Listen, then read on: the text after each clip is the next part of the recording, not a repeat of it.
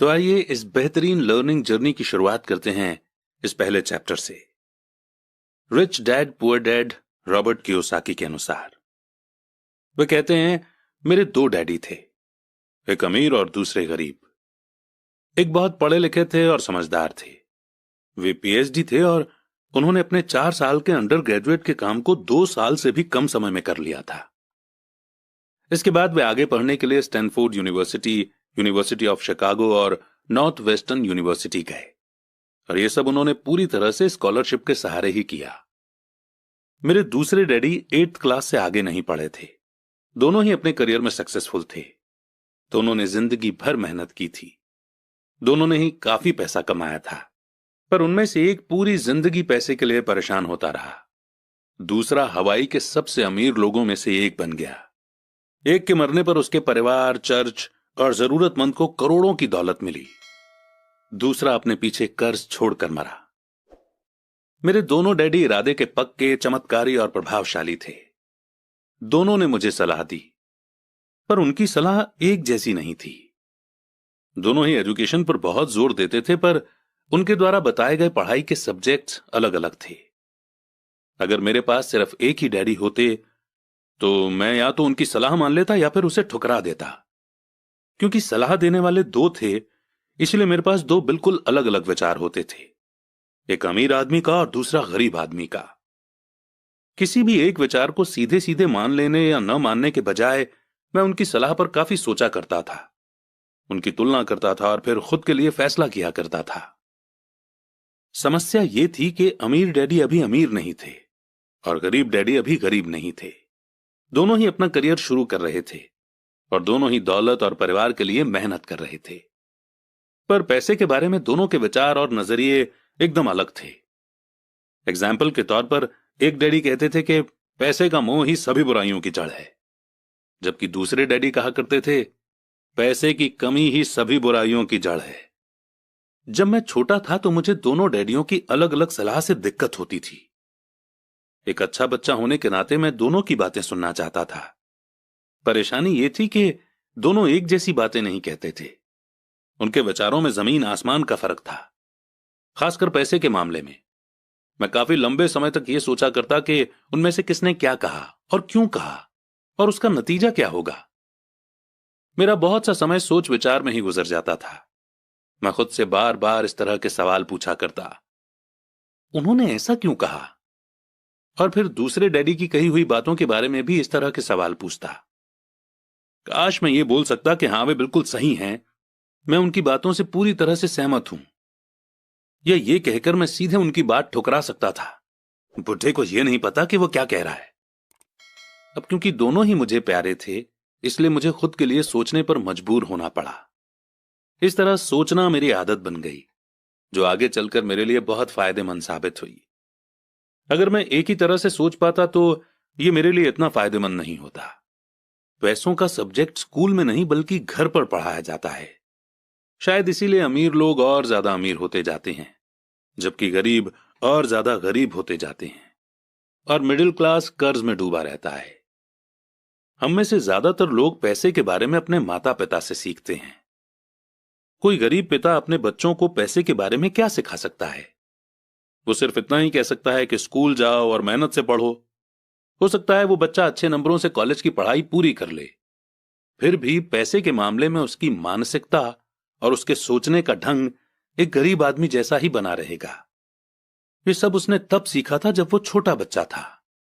पैसों का टॉपिक स्कूलों में नहीं पढ़ाया जाता। स्कूलों में एकेडमिक और प्रोफेशनल स्किल्स पर जोर दिया जाता है, न कि पैसों से जुड़े स्किल पर। इससे यह साफ हो जाता है कि जिन स्मार्ट बैंकर्स, डॉक्टर्स और अकाउंटेंट्स के स्कूल में अच्छे नंबर आते हैं, वे जिंदगी भर पैसे के लिए संघर्ष क्यों करते हैं। हमारे देश पर जो भारी कर्ज लदा हुआ है, वो भी काफी हद तक उन बेहद पढ़े लिखे राजनेताओं और गवर्नमेंट ऑफिसर्स के कारण हुआ है, जो इकोनॉमिक पॉलिसी बनाते हैं। और मजे की बात यह है कि वो पैसों के बारे में बहुत कम जानते हैं। मैं अक्सर नई सदी में आने वाली समस्याओं के बारे में सोचता हूं। तब क्या होगा जब हमारे पास ऐसे करोड़ों लोग होंगे जिन्हें फाइनेंशियल और मेडिकल हेल्प की जरूरत होगी। पैसों से जुड़ी मदद के लिए या तो वे अपने परिवारों पर या फिर गवर्नमेंट पर निर्भर होंगे। क्या होगा जब मेडिकेयर और सोशल सिक्योरिटी के पास का पैसा खत्म हो जाएगा? किस तरह कोई देश तरक्की कर पाएगा अगर पैसे के बारे में पढ़ाई की जिम्मेदारी माता पिता के ऊपर छोड़ दी जाएगी, जिनमें से ज्यादातर गरीब हैं या गरीब होंगे? क्योंकि मेरे पास दो प्रभावशाली डैडी थे, इसलिए मैंने दोनों से ही सीखा। मुझे दोनों की सलाह पर सोचना पड़ता था। इस तरह से सोचते सोचते मैंने यह भी जान लिया कि किसी इंसान के विचार उसकी जिंदगी पर कितना जबरदस्त असर डाल सकते हैं। एग्जाम्पल के तौर पर एक डैडी को यह कहने की आदत थी, मैं इसे नहीं खरीद सकता। दूसरे डैडी इन शब्दों के इस्तेमाल से चिढ़ते थे। वे जोर देकर कहा करते थे कि मुझे इसके बजाय यह कहना चाहिए कि मैं इसे कैसे खरीद सकता हूं। पहला सेंटेंस नेगेटिव है और दूसरा सवाल उठाने वाला, तो पहले में बात खत्म हो जाती है और दूसरे में आप सोचने के लिए मजबूर हो जाते हैं। मेरे जल्द ही अमीर बनने वाले डैडी ने मुझे समझाया कि जब हम कहते हैं कि मैं इसे नहीं खरीद सकता, तो हमारा दिमाग काम करना बंद कर देता है। इसके बजाय जब हम ये सवाल पूछते हैं कि मैं इसे कैसे खरीद सकता हूं, तो हमारा दिमाग काम करने लगता है। उनका यह मतलब नहीं था कि आपका जिस चीज पर दिल आ जाए उसे खरीद ही लें।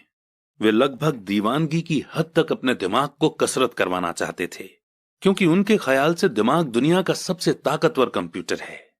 मेरा दिमाग हर रोज तेज होता जाता है क्योंकि मैं इसकी कसरत करता रहता हूं। यह जितना तेज होता जाता है, मैं इसकी मदद से उतना ही ज्यादा पैसा कमा सकता हूं। उनका मानना था कि यह कहना कि मैं इसे नहीं खरीद सकता दिमागी आलस की पहचान है। हालांकि दोनों ही डैडी अपने काम में कड़ी मेहनत करते थे, पर मैंने देखा कि पैसे के मामले में एक डैडी की आदत यह थी कि वह अपने दिमाग को सुला देते थे और दूसरे डैडी अपने दिमाग की लगातार कसरत करवाते रहते थे। और इसका लॉन्ग टर्म नतीजा यह हुआ कि एक डैडी फाइनेंशियल रूप से बहुत अमीर होते चले गए, जबकि दूसरे डैडी लगातार कमजोर होते गए। इसे इस तरह से समझें कि एक इंसान हर रोज एक्सरसाइज करने के लिए जिम जाता है, जबकि दूसरा इंसान अपने सोफे पर बैठकर टीवी देखता रहता है। शरीर की सही एक्सरसाइज से आप ज्यादा हेल्दी हो सकते हैं और दिमाग की सही एक्सरसाइज से आप ज्यादा अमीर हो सकते हैं। आलस से सेहत और पैसा दोनों का नुकसान होता है। मेरे दोनों डैडियों की मेंटालिटी में जमीन आसमान का फर्क था। पुअर डैडी की सोच थी कि अमीरों को ज्यादा टैक्स देना चाहिए ताकि बेचारे गरीबों को ज्यादा फायदा मिल सके, जबकि अमीर डैडी कहते थे कि टैक्स उन लोगों को सजा देता है जो कुछ प्रोड्यूस करते हैं और उन लोगों को इनाम देता है जो प्रोड्यूस नहीं करते। पुअर डैडी सिखाते थे कि मेहनत से पढ़ो ताकि तुम्हें किसी अच्छी कंपनी में जॉब मिल जाए, जबकि अमीर डैडी की सीख ये थी कि मेहनत से पढ़ो ताकि तुम्हें किसी अच्छी कंपनी को खरीदने का मौका मिल जाए। पुअर डैडी कहते थे, मैं इसलिए अमीर नहीं हूं क्योंकि मुझे तुम बच्चों को पालना पड़ता है। अमीर डैडी कहते थे, मुझे इसलिए अमीर बनना है क्योंकि मुझे तुम बच्चों को अच्छे से पालना है। अमीर डैडी डिनर के टेबल पर पैसे और बिजनेस के बारे में बात करने के लिए हमेशा एनकरेज करते थे। पुअर डैडी खाना खाते समय पैसों की बातें करने के लिए मना करते थे। पुअर डैडी का कहना था, जहां पैसे का सवाल हो सुरक्षित कदम उठाओ, रिस्क मत उठाओ। अमीर डैडी का कहना था, रिस्क का सामना करना सीखो। एक का मानना था, हमारा घर ही हमारा सबसे बड़ा इन्वेस्टमेंट और हमारी सबसे बड़ी प्रॉपर्टी है। दूसरे का मानना था, मेरा घर मेरी जिम्मेदारी है, और अगर आपका घर आपकी नजरों में आपका सबसे बड़ा इन्वेस्टमेंट है तो आप गलत हैं। दोनों ही डैडी अपने बिल समय पर चुकाते थे, पर उनमें से एक सबसे पहले अपने बिल चुकाते जबकि दूसरे सबसे आखिर में। एक डैडी का यह मानना था कि कंपनी या गवर्नमेंट को आपका ध्यान रखना चाहिए और आपकी जरूरतों को पूरा करना चाहिए। वे हमेशा सैलरी में बढ़ोतरी, रिटायरमेंट प्लान, मेडिकल बेनिफिट, बीमारी की छुट्टी, छुट्टियों के दिन और बाकी फैसिलिटी के बारे में चिंतित रहते थे।